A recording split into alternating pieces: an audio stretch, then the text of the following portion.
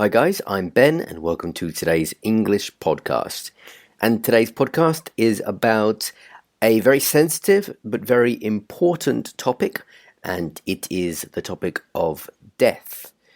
So it's really important because there are times when we really, unfortunately, need to talk about this topic, either when we're referring to our own situation or another person's situation or just the situation in general. And it's important to know the correct words to use and how to express yourself in the right way so that you are sensitive in the way that you speak and you use the right vocabulary and the right phrases in order to be sensitive. So the first thing I'm going to do is take you through the key words, adjectives, verbs, and nouns to use, just to make sure you're using the structures correctly. So the verb to die is a regular verb. So the past tense is died, and the past participle is died. And we spell it D-I-E-D, okay? D-I-E-D. The adjective is dead, D-E-A-D, so a person is dead, and the noun is death, D-E-A-T-H. So remember that if you're going to use the adjective, it's usually with to be and then the adjective dead. So, for example, William Shakespeare is dead. That's fine, that's correct, because we're just saying what his state is. Obviously, he's not alive, so he is dead. We use the adjective. If I want to use the verb, maybe because I want to state when this happened, I would use died. William Shakespeare died in the year 1616.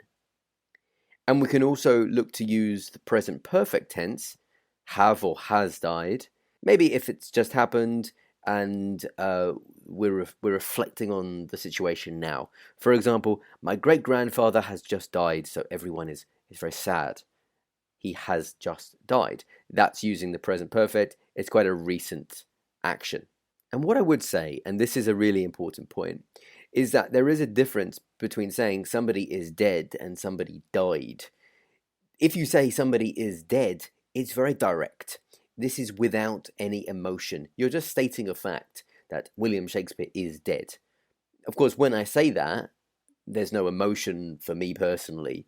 But if I'm talking about, I don't know, a family member or a friend, I wouldn't use the adjective. I would use the verb. I would say they died or they have died.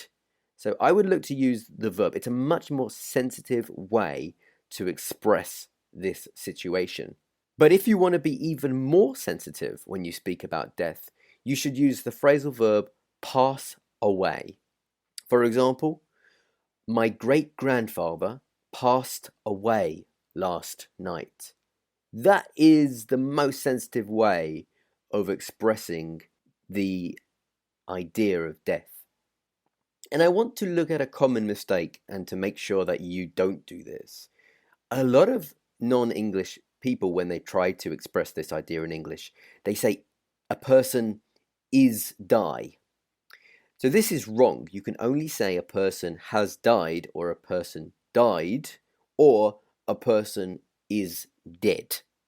So really it depends who you're talking about, how sensitive you need to be. But like I say, the most sensitive way you can express this idea is either saying that a person has died or a person died, so using the verb, or using the phrasal verb passed away. This person has passed away, or this person passed away last week. And the final thing I want to look at is how to respond to the news that somebody has died. So if somebody tells you that a person close to them, a family member or a friend, has died, has passed away, then the best way to respond is to say, I'm really sorry to hear that, or I'm really sorry to hear about your grandfather, or whoever it might be. And often in written language in particular, we send our condolences we send our condolences. So if you're writing to someone, you might say, I send my, or we send our condolences. And that's another way, a much more formal way to express sadness and that you're sorry to hear that a person has died. Okay, so that's all for today's podcast. I know it's not a particularly happy subject, but I do think it's one that we do need to look at from time to time, more sensitive language in sensitive situations. So I hope you found it useful. Remember, if you have any ideas about future podcasts that you'd like me to do, or if you're interested in taking English classes with me online, then you can find all my contact details on my website, which is learnenglishwithben.com. Have a great day, and I'll see you next time for another podcast. Hi, this is Benjamin from the UK true crime podcast They Walk Among Us. Want to see something scary? Shudder is the ultimate streaming service for fans of horror, thrillers, and the supernatural. Shudder offers an unbeatable selection from Hollywood favorites and cult classics to original series and critically acclaimed new genre films you won't find anywhere else. Explore the best collection of horror that pushes boundaries, showcases bold original storytelling, and offers something new to watch every week. Available ad-free, on demand, and through the platforms you're already on. Shudder.